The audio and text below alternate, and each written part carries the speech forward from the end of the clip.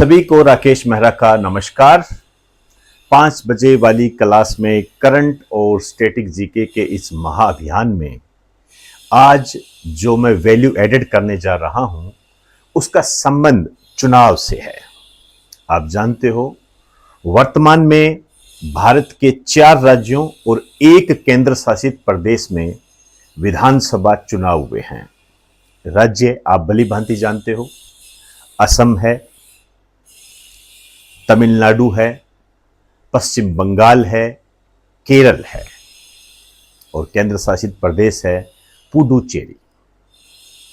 अब इसमें किस तरीके से क्वेश्चन बन सकते हैं उस पर मैं आपसे बात करूंगा। आपको उसी आधार पर अपनी तैयारी करनी है। 4 राज्यों व यूनियन टेरिटरी के चुनाव हुए, आपके सामने है। ये विधानसभा चुनाव थे। इसमें एमएलए चुने जाते हैं, मेंबर ऑफ लेजिस्लेटिव असेंबली, ये चुने जाते हैं। यहां पर सबसे महत्वपूर्ण बात यह होती है कि जिन राज्यों के चुनाव हुए हैं उन राज्यों की विधानसभा सीटें जो होती है वो आपके एग्जाम की दृष्टि से इंपॉर्टेंट होती है। जैसे यहां 4 राज्य है और एक ये यूनियन टेरिटरी है। वेस्ट बंगाल है, असम है, इसका पुराना नाम असम था, इसको वर्तमान में असम बोलते हैं। केरल है और यहां आपको ध्यान रखना है केरल का जो नया नाम है वो है केरलम। केरल का नया नाम केरलम है, ये करंट का है, अभी ध्यान रखना। तमिलनाडु है, पुडुचेरी है। विधानसभा सीटों की यदि मैं बात करूं तो पश्चिम बंगाल में 294 विधानसभा सीटें थी। ये आपके एग्जाम की दृष्टि से मोस्ट इंपोर्टेंट है। जितनी भी जो विधानसभा सीटें हैं उनमें पहले नंबर पर यदि आपको ध्यान रखना है तो पश्चिम बंगाल, इस पे आपके क्वेश्चन आने की पूरी उम्मीद है। असम में 126, केरल में 140, तमिलनाडु की विधानसभा सीटें भी आप ध्यान रखें क्योंकि यहां की विधानसभा सीटें भी चर्चा में रही थी बहुमत को लेकर। पुडुचेरी की 30 है। यहां पर एक चीज और बताना चाहूंगा, ये जो पुडुचेरी की 30 है, इस पुडुचेरी विधानसभा में जो 3 सदस्य होते हैं वो नॉमिनेटेड होते हैं उपराज्यपाल के द्वारा, नॉमिनेटेड होते हैं, ये ध्यान रखना। तो टोटल वैसे 33 होती है लेकिन जो चुनाव होते हैं वो 30 पर होते हैं। तो हम यहां विधानसभा सीटों में के संबंध में जो चुनाव होते हैं, निर्वाचन होते हैं, उनकी बात करेंगे। तो पश्चिम बंगाल की 294 है, दिमाग में रखें। अब यहां मुख्यमंत्री इंपॉर्टेंट है। जैसे पश्चिम बंगाल के मुख्यमंत्री शुवेंदु अधिकारी, इन्होंने ममता बनर्जी का स्थान लिया है। असम में हेमंता बिस्वा शर्मा ये बने हैं और केरल में बने हैं वीडी सतीशन। तमिलनाडु में बने हैं सी जोसेफ विजय, ये ध्यान रखें, चर्चा में रहे थे इसलिए आ सकता है ये। पुडुचेरी में एन रंगास्वामी, ये आपके एग्जाम की दृष्टि से इंपॉर्टेंट है। इनमें सबसे ज्यादा इंपॉर्टेंट तमिलनाडु वाले हैं। पार्टी की बात करें तो पश्चिम बंगाल में बीजेपी, असम में बीजेपी, केरल में कांग्रेस यूडीएफ। यहां पार्टी का नाम जो आपने ध्यान में रखना है ये वाला, ये पार्टी नई पार्टी है, चर्चा में आई है। ये टीवीके पार्टी है, पूरा नाम आपको याद रखना पड़ेगा, तमिलगा वैत्री कच्छगम, तमिलगा वैत्री कच्छगम, ये ध्यान रखना है। वो AINRC है। ये आपको एक बेसिक रूप से आपको पता होना चाहिए इसके बारे में। क्लियर हुई सारी बात। अब देखिए, ये जो आप राज्य और यूनियन टेरिटरी देख रहे हो, इनकी जो लोकेशन है, ज्योग्राफिकल जो इसकी जो इनका स्टेटस है, भौगोलिक स्थिति जो पता होना चाहिए। जैसे फॉर एग्जांपल पश्चिम बंगाल की सीमा को स्पर्श करने वाले भारत के राज्य कौन कौन से हैं और यदि कोई देश इसको स्पर्श कर रहा है तो वो देश कौन से हैं। इसी तरीके से असम, इसका पता होना, विशेष रूप से यदि मैं आपसे यहां तैयारी करने के लिए कहूं तो ये आपको पता होना चाहिए, इसकी सीमा को स्पर्श करने वाले राज्य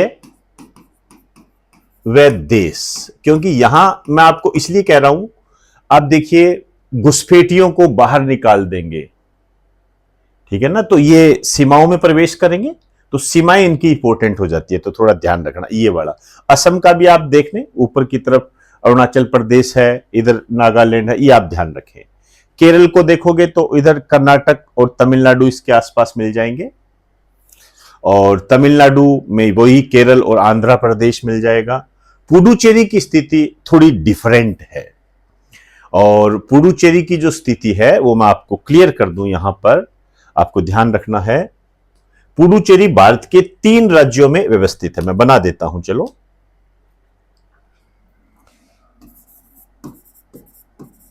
पुडुचेरी की स्थिति ये क्लियर होनी चाहिए आपको।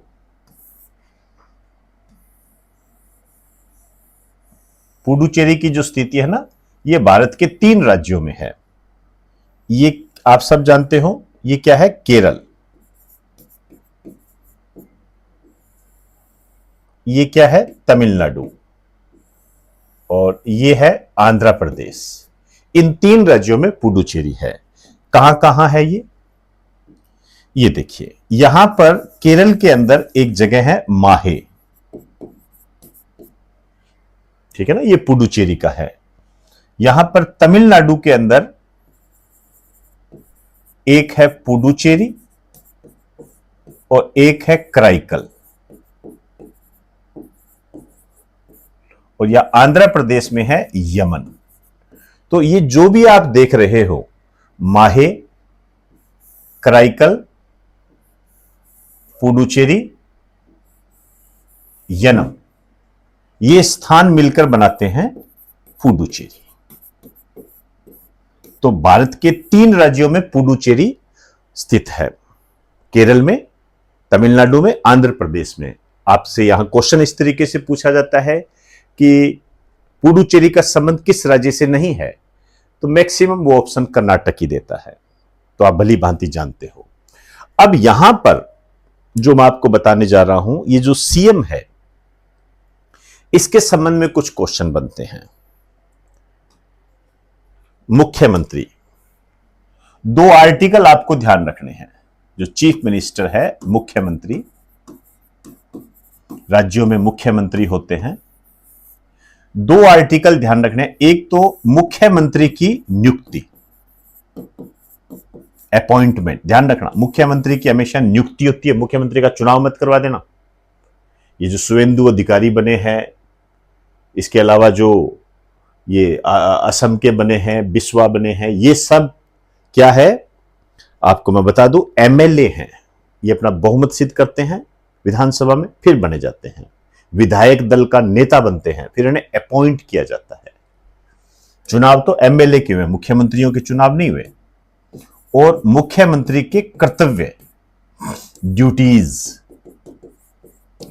Of CM, appointment of CM. तो ये जो अपॉइंटमेंट है, इसका उल्लेख है आर्टिकल 164। ये 2nd ग्रेड के एग्जाम में आया हुआ है कि मुख्यमंत्री की नियुक्ति का उल्लेख किस में है? 164 में। ये राज्यपाल के द्वारा की जाती है, आप भली भांति जानते हो। और मुख्यमंत्री की जो कर्तव्य है, ड्यूटीज, मतलब मुख्यमंत्री क्या काम करेगा, ये है आर्टिकल 167। ये 2 article most to most important है, ध्यान रखना।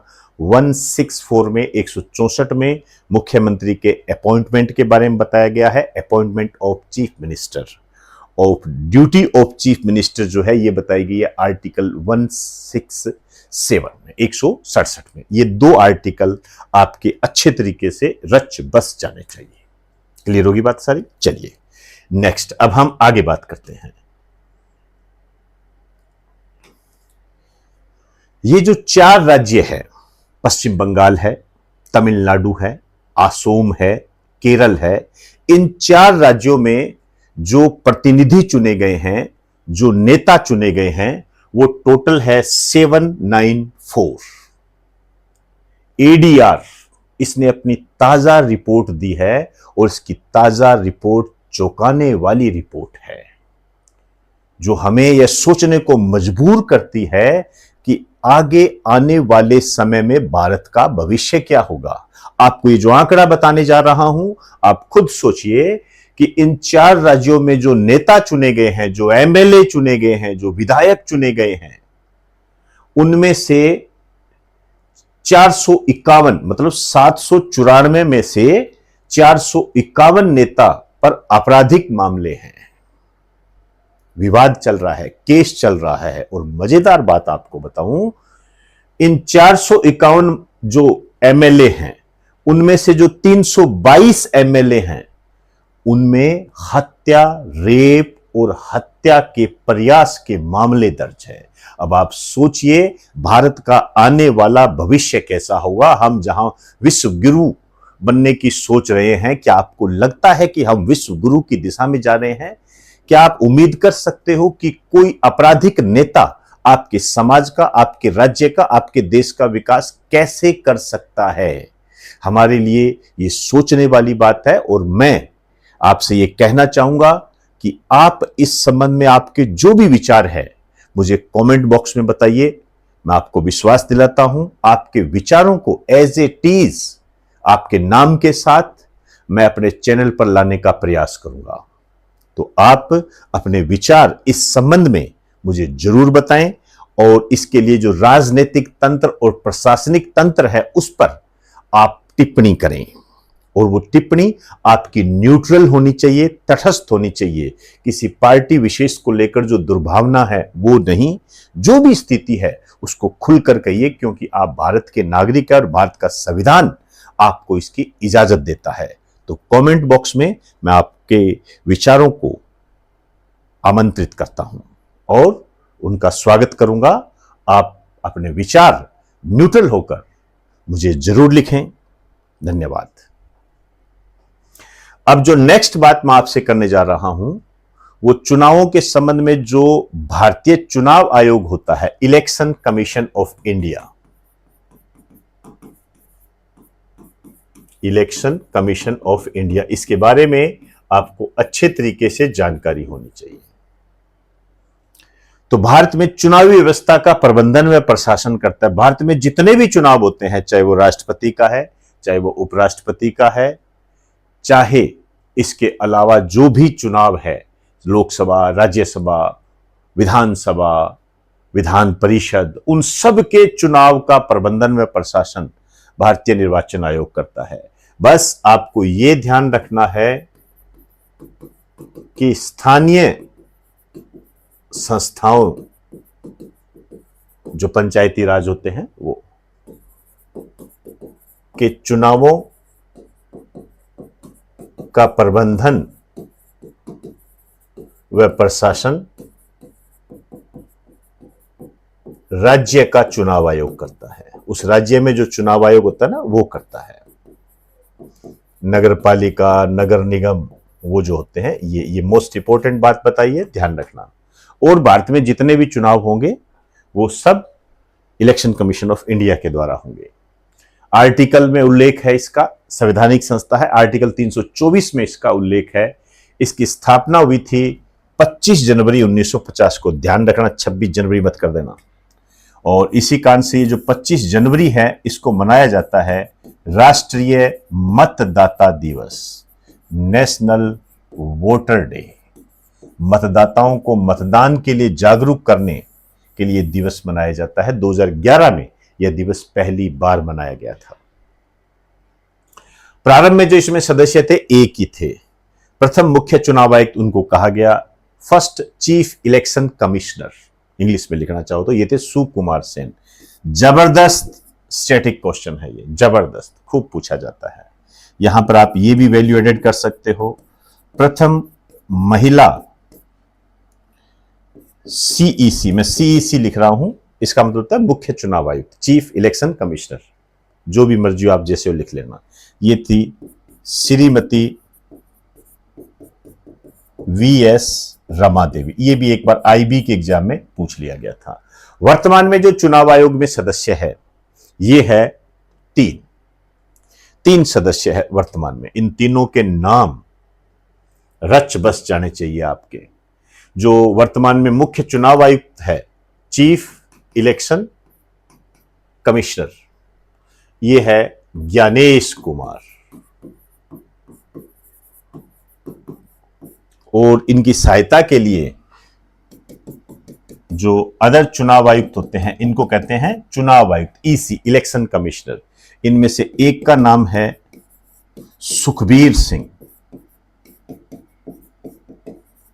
और दूसरे का नाम है विवेक जोशी। ये वर्तमान में ये 3 है, ध्यान रखना। अब एक बात आपको ध्यान रखनी है, अभी 2023 के अंदर कुछ नए चेंजेस हुए थे इसके अंदर, 23-24 के अंदर इनकी नियुक्ति को लेकर मामला काफी विवादित रहा था।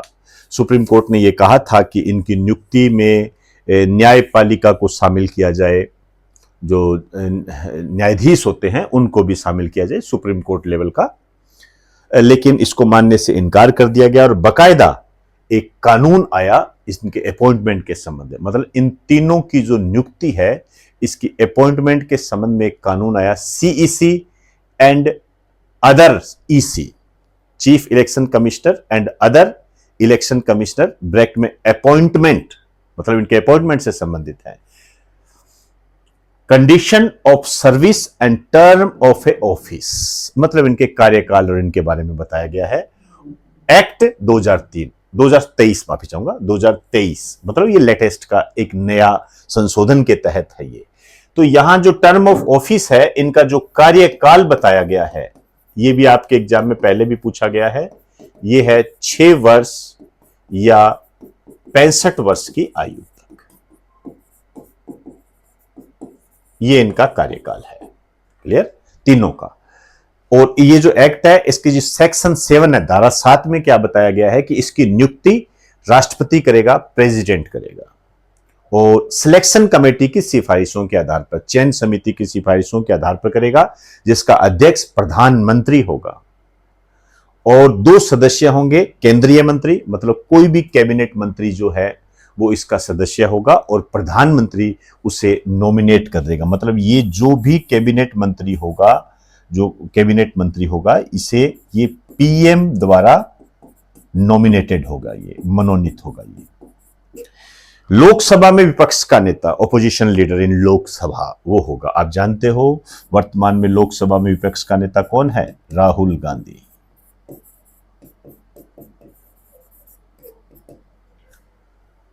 समझ में आई बात सारी? तो ये अपॉइंटमेंट करते हैं ये।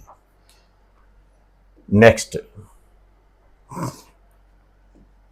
अब देखिए यहां पर जो चुनाव आयोग है, इसकी एक महत्वपूर्ण ऐप है, सी विजिल। इसको बताए बगैर मैं आगे नहीं जा सकता। ये बहुत बार आपके आई हुई एग्जाम में, मोस्ट इंपोर्टेंट। आचार संहिता के उल्लंघन की जानकारी,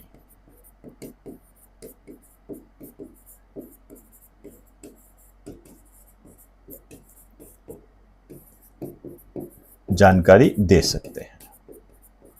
इसमें जो आचार संहिता के उल्लंघन की जानकारी है वो दी जा सकती है। तो ये सब कुछ है आपके सामने। मैंने वर्तमान में जो चुनावों की स्थिति हमारे सामने आई है, उसका एक पक्ष आपके सामने रखा है, और इस पक्ष में मैंने यही प्रयास किया है कि आपके एग्जाम में किस तरीके से क्वेश्चन बनेंगे, उसको मैंने आधार बनाया है। तो आप ये नोट्स के रूप में इसको शामिल करें। जल्द ही मैं इस पर एक एमसीक्यू ला रहा हूं, तो आप साथ साथ जो भी आपको मैंने बताए हैं वो तैयार कीजिए। उसके बाद आपका एग्जाम होगा, देखते हैं क्या स्थिति रहती है। तो इजाजत चाहूंगा। नमस्कार आप सभी को, बेस्ट ऑफ लक।